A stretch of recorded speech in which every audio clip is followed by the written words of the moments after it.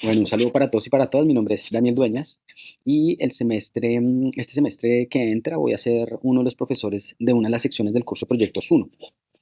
Pues desafortunadamente no voy a poder acompañarlos presencialmente, pero pues la idea es enviarles este video un poco para hablarles de la sección que estaré acompañando como profe y que he denominado como Derecho y Burocracias. Para esto quiero empezar con una pequeña anécdota, ¿no?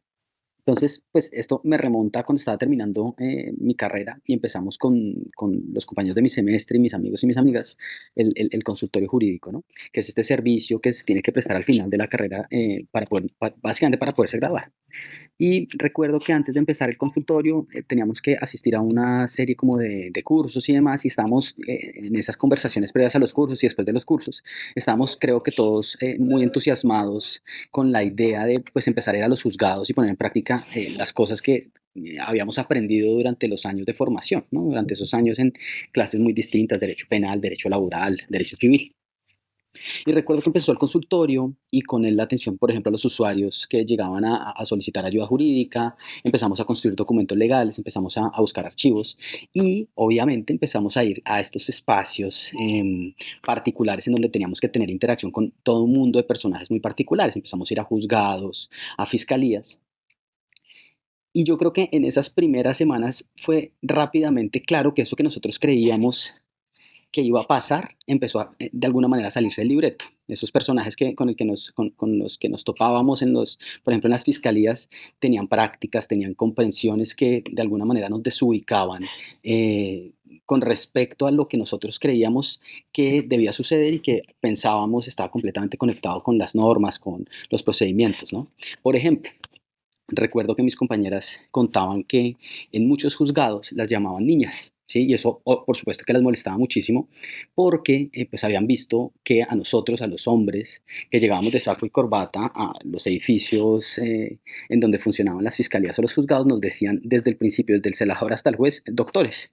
Mm, y yo creo que esa experiencia, de algún modo, esa confusión con respecto a la forma en la que estaban sucediendo las cosas, por lo menos a mí me empezó a mostrar que esos espacios de interacción y con esos personajes, y específicamente con esos personajes, mm, era mucho más complejo y tal vez por eso mucho más interesante de lo que creíamos antes de empezar esa interacción, ¿no? Antes de empezar esas relaciones.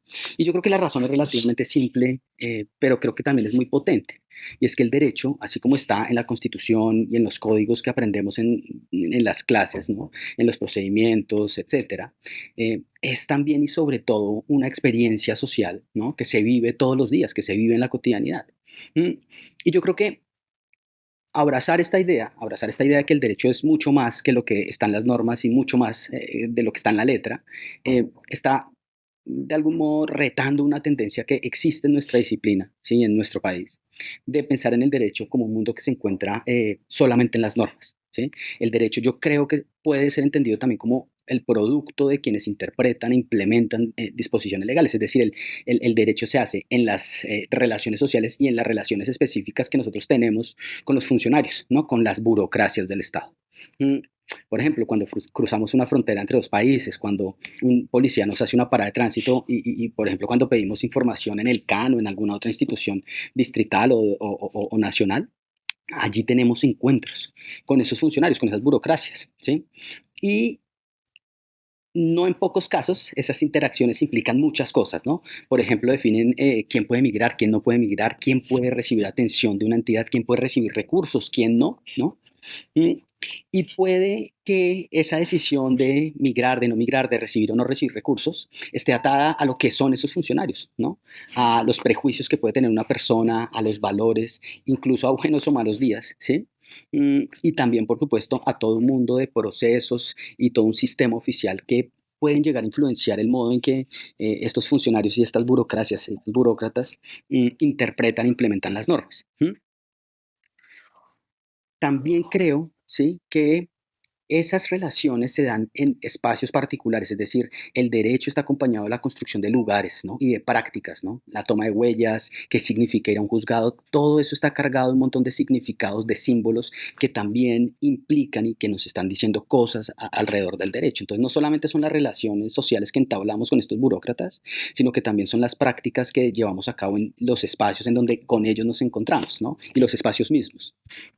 Y ya como para ir redondeando la idea, un poco la invitación es a reconocer, digamos, que las personas, este curso está diseñado para, tal vez para invitar a las personas que quieran conocer de manera distinta lo que significa el derecho, ¿no? Si tomamos la decisión entonces de observar estas relaciones que nosotros planteamos constantemente y en la cotidianidad con estos funcionarios, el derecho deja de ser solamente lo que está en los libros, ¿sí? Y nos permite entender que el derecho tiene un vínculo claro con la sociedad y con el poder.